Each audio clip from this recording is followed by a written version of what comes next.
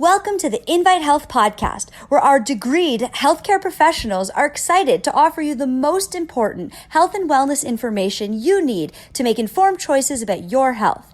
You can learn more about the products discussed in each of these episodes and all that Invite Health has to offer at www.invitehealth.com/podcast. First-time customers can use promo code podcast at checkout for an additional 15% off your first purchase. Let's get started.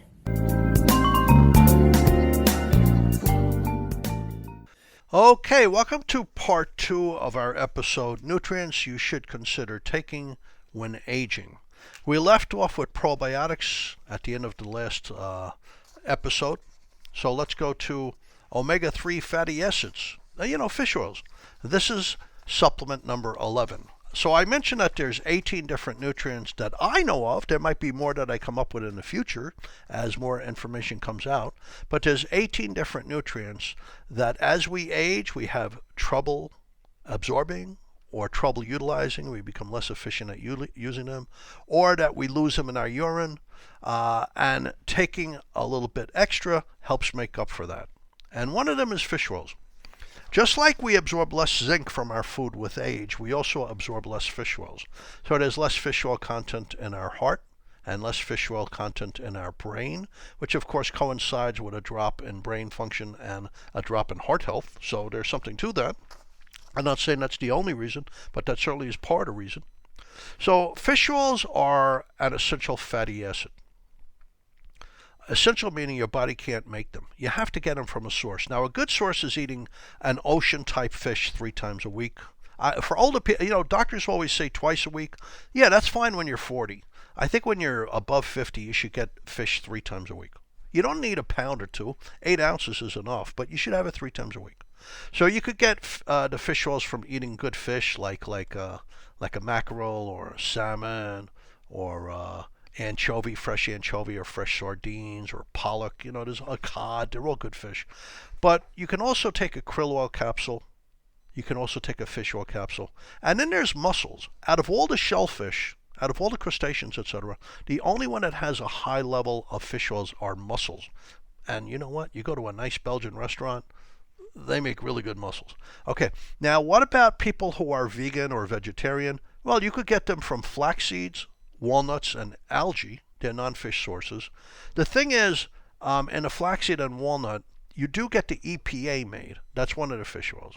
But you have trouble making the DHA, which is really important for your brain and your eyes and your heart. If you take curcumin, a turmeric supplement, when you're eating the flaxseed or the walnuts, it'll help you create DHA. That's a trick I use for people who are vegan. When you're eating the flaxseed or walnuts, take some curcumin or turmeric, and it'll help you create both parts of the fish oils that are important for your brain and your eyes and your heart.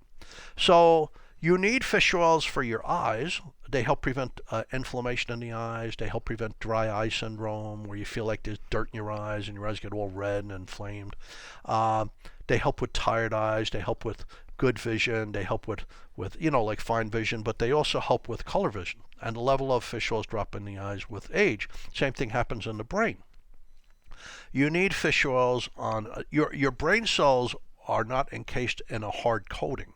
They're encased in a malleable coating, a softish coating, a bilipid layer made out of fats. The fats you would get from krill oil or fish oils or eating fish and eating nuts and seeds and things like that. 60% of your brain is made out of fats. Fish oils are an important component of that because you need them for reading and spelling. You need them for thinking fast. You need them for not being depressed and not being anxious.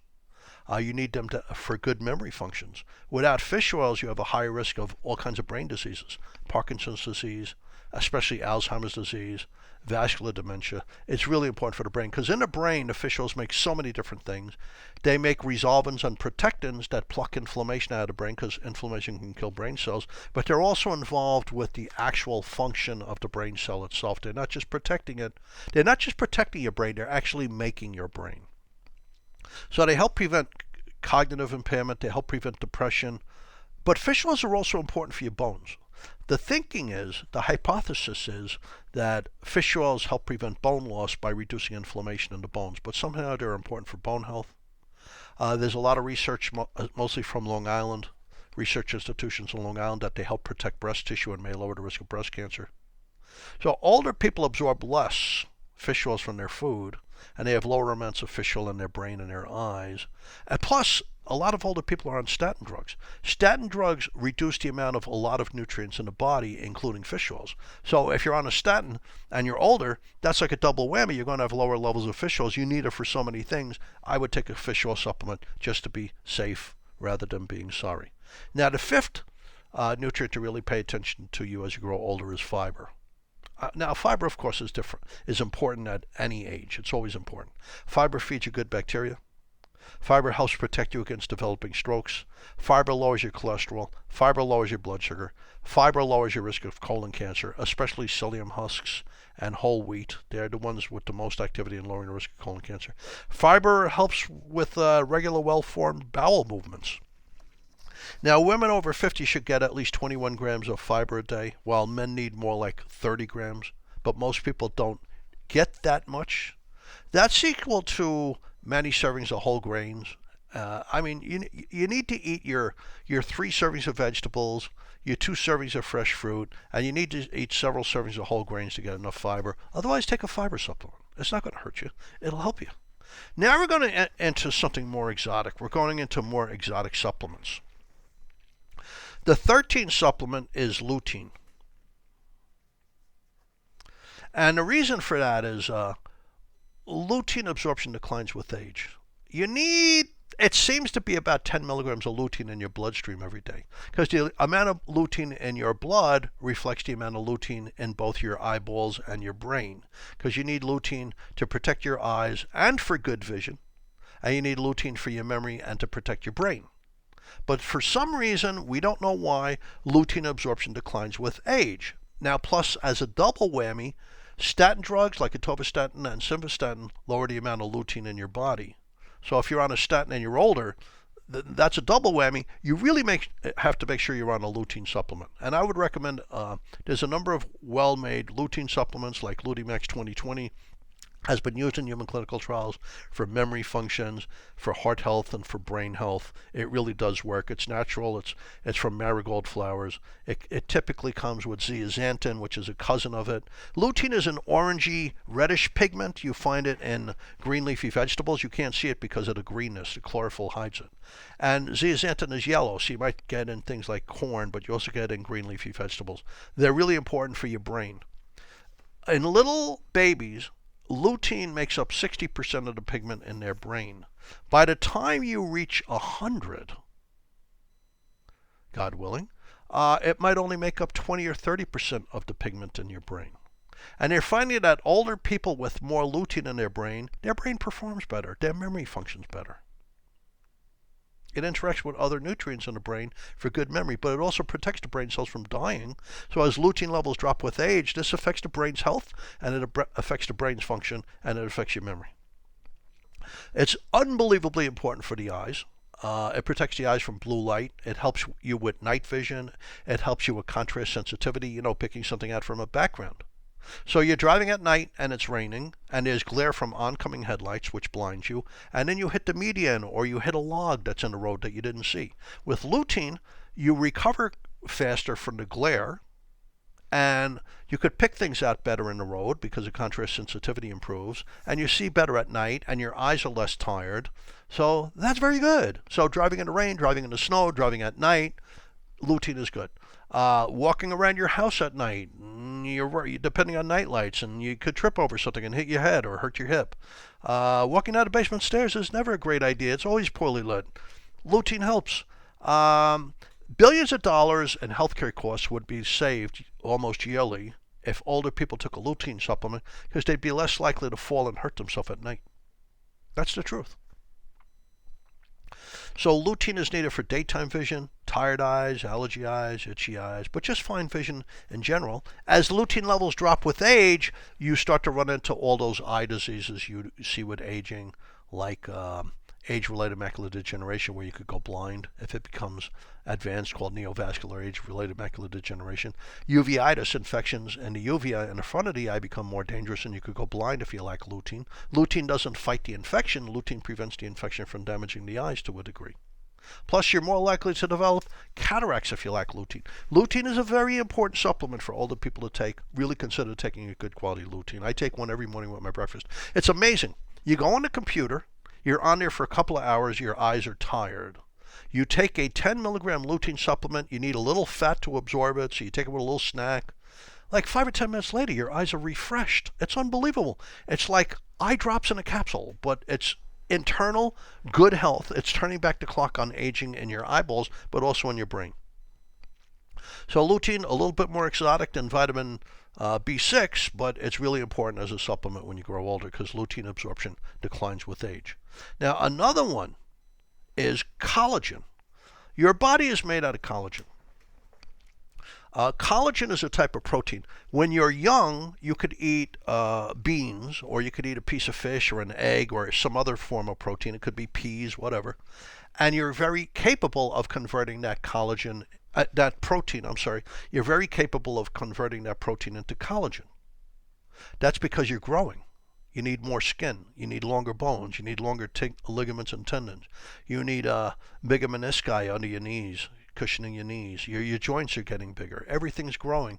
So collagen is used in some of these tissues. You need collagen to create bone. It's the starting point of bone. We call it the organic matrix. 90% of the organic matrix is collagen. It's like these fine, well-organized tens of thousands of cables of collagen. And that's what calcium attaches to. So I tell older people that lost bone, you can't just take calcium and vitamin D. You need other things. And collagen is certainly one of them because collagen is 36% of your bones. Plus, collagen has the ability to prevent the bones from chipping and breaking when you hit them because it gives the bone shock absorption capacity. So collagen also makes your joint cartilage, like in your knees, to shield your knees so you don't get bone-on-bone arthritis.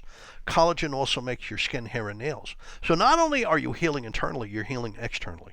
Your hair, as you grow older, is losing its collagen content, so every hair looks thinner. So your hair kind of gets that flyaway older look and it looks thinner. You take collagen, you'll be surprised how much younger your hair looks.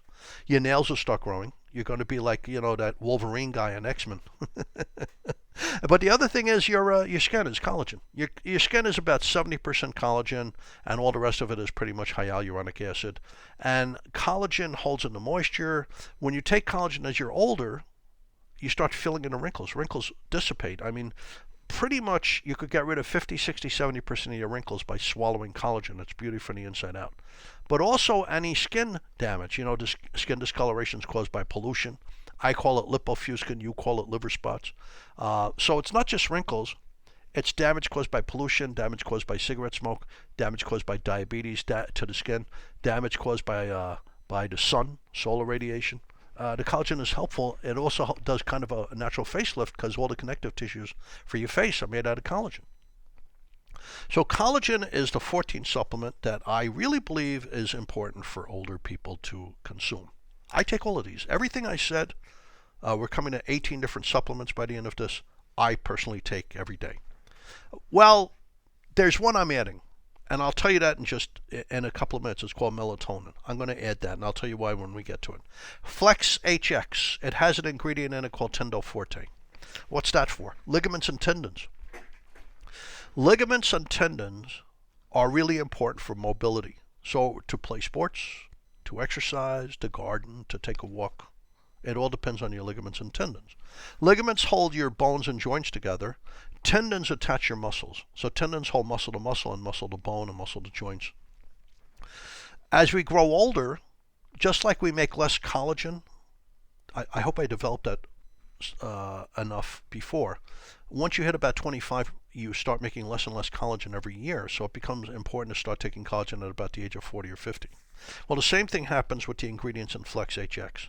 You're making less of the peptides you require to make your ligaments and tendons. So your tendons and ligaments start to dry out and stiffen. So here's a scenario.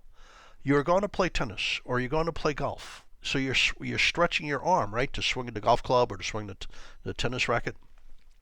When you're stretching your arm, your tendons have to stretch out, and then when you relax your arm, go back to the normal resting position, they shrink back to their normal size. As you get older, they're drying out and they're stiffening. So when you stretch your arm, you're starting to make little tears in them, little rips, micro tears. And eventually you're going to do something and you're really going to hurt your tendon. So you're going to wind up with something like tennis elbow or golfer's elbow, or a problem with your rotator cuff, the tendons in your shoulder, or the tendon in your ankle. You'll have ankle instability. So you're afraid to run. You're afraid to change directions. You're afraid to jump. So you're spraining your ankle. That's the biggest tendon in the body, the Achilles tendon. And then the ligaments behind your knee, the anterior cruciate ligaments, one on each side of your knee, they keep the knee stable. How often have you seen running backs in football or wide receivers in football having an anterior cruciate ligament tear? Very common in football, right? But these injuries become more common in aging people. Yeah, you always hear about a broken hip or a broken spine, yes, because that's serious. But more common an injury that robs people of their ability to exercise and enjoy their life and are in constant pain, and it's hard for them to get outside and play tennis and stuff, is a torn tendon. So the Flex HX has the ingredients to regenerate your tendons, so they're stretchy, they're elastic, they're resilient, they're tough, and they have their moisture content again, so you could stay mobile, because your ligaments and tendons really predict your mobility. So that's another nutrient you need when you're older. That's why every morning I mix a scoop of my collagen powder with a scoop of Flex HX. The collagen does my skin, hair, and nails, which is nice. And when you see that recovering, you know that the inside of you is healing too, because you need that for your bones and your joints and the menisci under your knees, the meniscus. So, and the Flex HX helps with my ligaments and tendons, because I like to exercise, I like to garden, I like to kayak, I like to hike, I like to walk, I like to ride my bicycle. I want to stay doing all that. My biggest joy is walking my 2 dogs with my wife on a Sunday afternoon. I just love that. The simple things in life.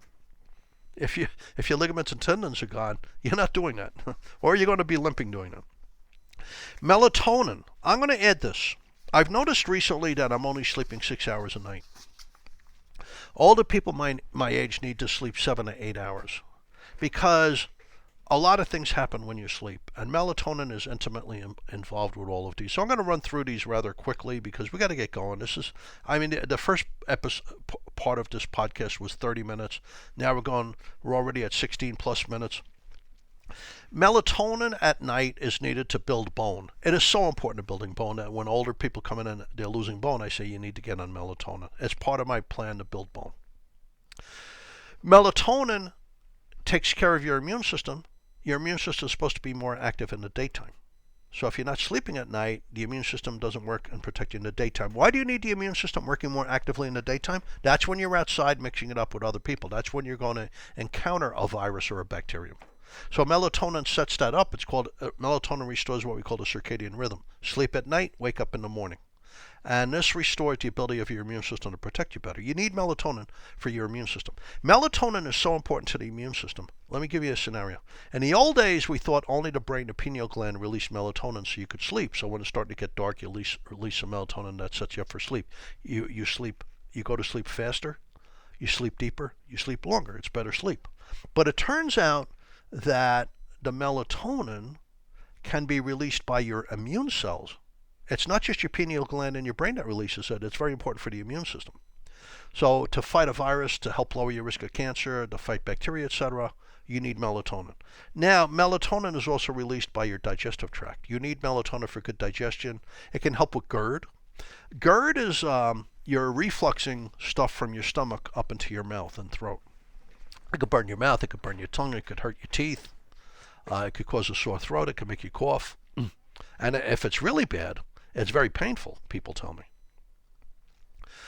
The lower esophageal sphincter is a trapdoor between your esophagus and your stomach. Your esophagus is the tube from your mouth down to your stomach. So when that trapdoor weakens, the stuff from your stomach can go up. Melatonin makes the lower esophageal sphincter work again. It makes it stronger. It's healing for it. Plus your digestive tract, they even use it to help heal ulcers. So melatonin is very important for the intestines. It's so important that your digestive tract can express melatonin. In other words, it can release melatonin just like your immune cells can when they need it, just like your brain releases it at night so you could go to sleep. Melatonin is involved with bone building. Melatonin helps correct your nighttime blood pressure and your nighttime body temperature. Your nighttime body temperature is supposed to drop so you can sleep. Melatonin allows that. And at night, you're supposed to dip in your blood pressure by 15%. Some people are called non-dippers. Their blood pressure doesn't drop at night, so when they wake up in the morning, they have a much higher risk of having a stroke or a heart attack because you release hormones in the morning to wake you up that raise your blood pressure and make your pulse raise. if your blood pressure didn't dip at night, it's like a double whammy. So people who are non-dippers, where their blood pressure doesn't drop 15% at night when they go to sleep, they have a higher risk of heart disease, stroke, and heart attack. Melatonin is required to be a non-dipper, so your blood pressure can adjust downwards at night when you're sleeping, just like your body temperature is supposed to be. Melatonin does a lot of other things too. They're showing now there's enough evidence to show that when you release melatonin at night, your daytime pain is less. You might not need that Advil or that Celebrex or that Tylenol the next day, because melatonin helps you withstand chronic pain the next day. Melatonin is needed to keep the hair in your head. I can't say enough about melatonin. So I'm sleeping 6 hours a night. I'm going to wait until Sunday, and then I'm going to take, because if I wake up late on Sunday, it doesn't matter. I don't have any radio in the morning. Every other morning I have radio. So if the melatonin's too strong for me, I don't want to miss my radio show. So I'm going to experiment with it this Saturday night. By the way, one of the reasons why alcohol keeps you awake at night is because it suppresses melatonin. So let me explain that. You normally release melatonin to go to sleep. When you drink alcohol, you could fall asleep. That's easy. It makes you sleepy. But then you wake up prematurely and you can't get back to sleep. You might wake up at 2 or 3 in the morning. You can't get back to sleep. It's because the alcohol affects your melatonin. So does that nighttime shift work.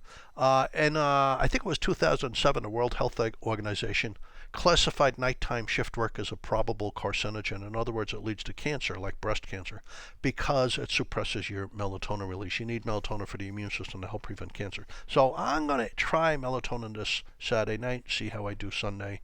I'd like to add it to my regimen because it does so many fantastic things. And melatonin release generally drops a little bit as we grow older. For some people, it's a worst case scenario. The next product, number 17, ubiquinol. That's the active version of coenzyme Q10. I've done a bunch of episodes on all of these ingredients so far, except for vitamin B6. But all the others I've done podcast episodes on, so you might want to listen to them. Ubiquinol is the active version of coenzyme Q10. So why can't I take coenzyme Q10 at the age of 67, which I am? Because I can take it, but it doesn't work as well. I'm 67. I can take CoQ10, but it doesn't work as good for me as it does when I was in my 40s, because it gets harder to convert CoQ10 into the active molecule, which is ubiquinol. So ubiquinol has been proven to be absorbed much easier by humans. You raise your blood levels much higher. More of it gets into the heart and the brain. All your high energy organs depend on a lot of ubiquinol. Your muscles, your kidneys, your liver, your pancreas, your gallbladder, your digestive tract lining, your heart, your lungs, your brain, your eyeballs, they all require a lot of ubiquinol. Ubiquinol levels drop with age. They start to drop in your 40s at a slow rate, so it doesn't mean much, but by the time you're about 55, you've lost a good amount of your ubiquinol. Now it's affecting your endurance and your strength and your stamina. Certainly by the time you're 60, you really should switch from CoQ10 to ubiquinol. The other group of people that require ubiquinol are diabetics. Even if you're 20 years old, if you have diabetes, you have a real hard time converting CoQ10 to ubiquinol. Ubiquinol is needed for the heart. One of the reasons why I have an increased risk of heart problems with age, ubiquinol levels have dropped dramatically. And what does ubiquinol do? Well, it's the active version of coenzyme Q10. It allows the heart to use calories and oxygen for energy. So if ubiquinol levels drop, it puts a lot of stress and strain on the heart. Since the heart is beating once every 3/4 of a second, over 100,000 times every day, that can lead to real problems with the heart. So ubiquinol has been shown to really effectively help protect the heart from problems as we age, but it also gives older people a lot of energy, more stamina, a little bit boost in strength. And beyond that, it's good for their gums. It's good for men's prostates. It's just an all-around great supplement. They've proven in many human clinical trials that our ubiquinol works very effectively in humans. And it's very safe. It's extremely safe. So I think once you hit about 50 or 55, you should switch from CoQ10 to ubiquinol. And the last supplement, number 18, is Alcar. Alcar is the active version of L-carnitine. So Alcar has no problem with that TMAO that other people talk about. It got past that already. Alcar, if you take it with food, it works in your body. It'll stick around in your body to help your muscles and your heart. For instance, the more Alcar in your heart at the time of a heart attack, the lower risk of heart damage. Fewer heart cells die. There's less necrosis. Alcar is great for your kidneys and your liver. It's great for your pancreas. It's great for your blood pressure. It's great for your blood vessels. It's great for energy for the body. It's unbelievable for the brain. So to get it into the brain more effectively, take it away from food. Like take it no closer to food than an hour before meals to 2 hours after meals. And in the brain, it does many things. It helps you create acetylcholine. Acetylcholine allows you to learn and allows you to remember, but it also heals your brain. At night when you go to sleep, acetylcholine is released. It fosters the creation of new memory cells. So you lost memory cells the day before. Now you have to replace them at night. If you express less acetylcholine, you replace fewer memory cells, and eventually there's an imbalance. You've lost more memory cells than you've replaced. This is going on for years, and now you have memory issues. So acetylcholine levels naturally drop with age. Alcar donates the acetyl group to a B complex vitamin called choline that re-jump starts the creation of acetylcholine. It allows you to learn, like you have a new guitar and you're learning new chords. It allows you to learn the chords. It allows you to remember them. A month later, when you're getting when you're playing a song, Kumbaya or something, and you want to remember those chords, it's the acetylcholine that allows you to remember. But it also is involved with solving problems, and it's also involved with healing the brain. It does so many things. Alcar is a rate limiting factor for making acetylcholine. When you were young, you made a lot of alcar in the brain, but as you get older, the enzyme involved with creating it and making it work in the brain, carnitine palmitoyltransferase, isn't working so well, so alcar becomes less efficient. If you take a supplement, you reverse that trend. Alcar is also needed for brain energy. It's great for depression. It starts to work within the first week. Many human clinical trials show that.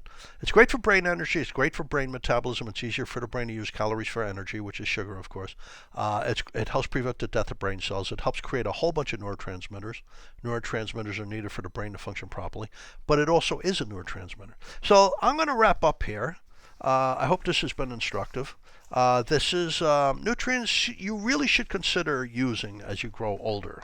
So thank you for tuning into the Invite Health Podcast. If you have any questions about this, I have an email address, jhickey@invitehealth.com. Because maybe not all of these nutrients are right for you, or maybe you need a little bit more than the next person. So we could discuss all that, and you can also discuss it with your doctor. So thanks for tuning into the Invite Health Podcast. You can find all of our episodes for free wherever you listen to podcasts, or just visit invitehealth.com/podcast. Please subscribe. Please leave me a review. You can also follow us on Facebook, Twitter, and Instagram at Invite Health. I hope to see you another time on another episode of the Invite Health Podcast, and thank you so much for listening.